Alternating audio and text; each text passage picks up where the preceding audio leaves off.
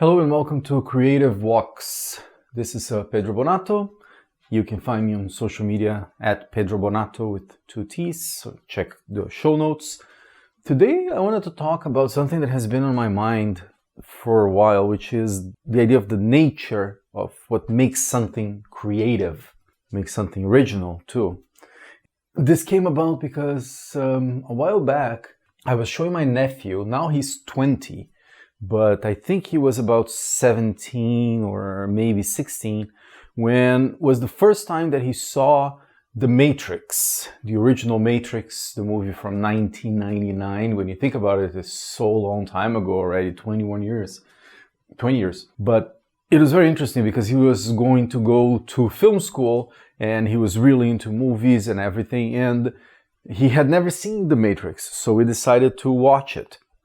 And at some point, there is that scene where Neo is being chased by, forgot the name of the bad guy, the Agent Smith, I think was the name. Yes. So, and then there is the famous scene of bullet time, where time slows down and he leans back like the sort of like a strange back bend.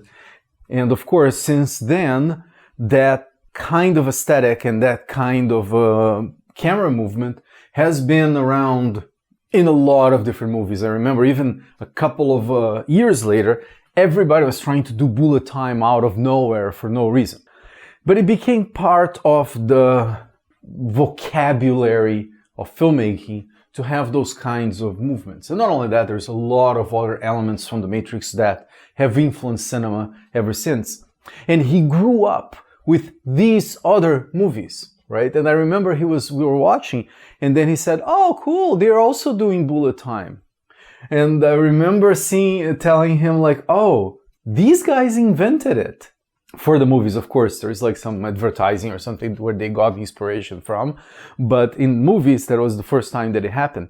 And it became so much a part of the way people do movies that like by chance he hadn't seen it, but I remember his eyes changing from, "Oh, cool, they also did this or that," to, "Wow, so they are the creative ones. They are the ones that actually invented this technology, this way of doing camera movements."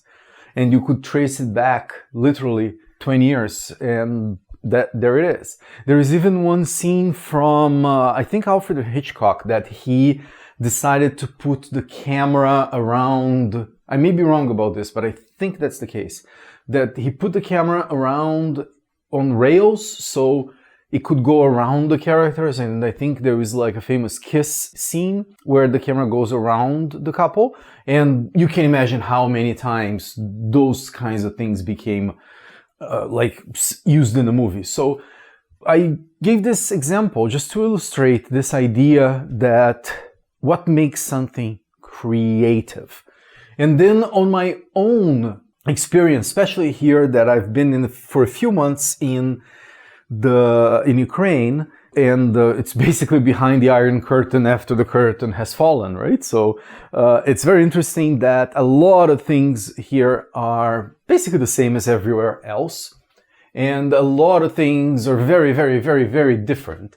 For a Brazilian guy that had influence from Brazilian culture and a little bit of European, but certainly, as most Brazilians, with American culture, and then having lived in North America, specifically in Canada, for more than 10 years, there are so many things. They're somewhat alien when you see these places. And one of the things that I noticed whenever I'm looking at artworks here, even a poster or photographs or paintings or things like that, I see, for example, on the street or like a panel or a sculpture, they are using something that is techniques and styles that are very, very, to me, creative. I talked to my wife, who is Ukrainian, and it says, "Oh, this came from this place, or this came from that place. This is inspired by this or by that."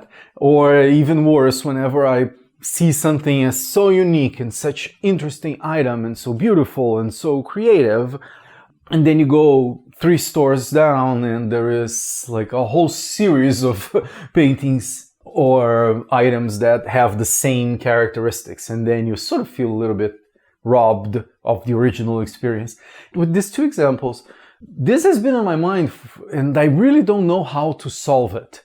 In a way, you can talk about creativity from the point of view of awe, inspiration in the body of work that has throughout, let's say, humanity, or throughout the specific field that has come so far, and then comes this person and creates something that hasn't been created before. And that's, of course, very interesting. Then in technology, could say that that happens fairly often and fairly consistently, that you have like a cell phone that they go and invent a new thing that goes into the cell phone, and a new way of doing something, or a better way to do, I don't know, Windows bridges or whatever. Those things are, of course, creative as well, those kinds of problem solving. But there is also creativity on a personal level that I think is independent of the social value that it ends up having. And I think that's the most interesting way to think about creativity, which is giving your own personal limitations or your own personal biases, how much outside of the box you can go. For example, like there are so many works that are derivative of other works, probably all of them are, but they could have only been done on your own version of it because the others were the building blocks of it. However, there is no guarantee that the universe would create whatever you have created. So I think there is a lot to be said about being kind to your own creative pursuits.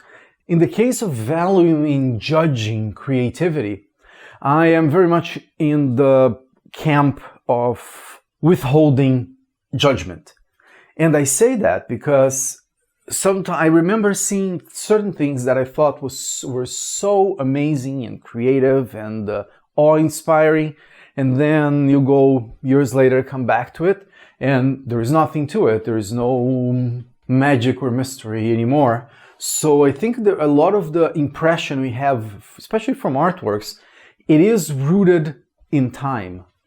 And I don't think that takes away from the work. The last thing I wanted to mention is that sometimes you really do need to go through a lot of iterations and imitations and almost creative acts to find your voice or to find something new to say. So in that way, even the work that you think is derivative or it's not original or this sucks or whatever, if you see it from the point of view of stretching it through time, you will see that the seeds to whatever great creative things you're going to do in the future came from those early stumbling starts. It's like as if you're practicing creativity.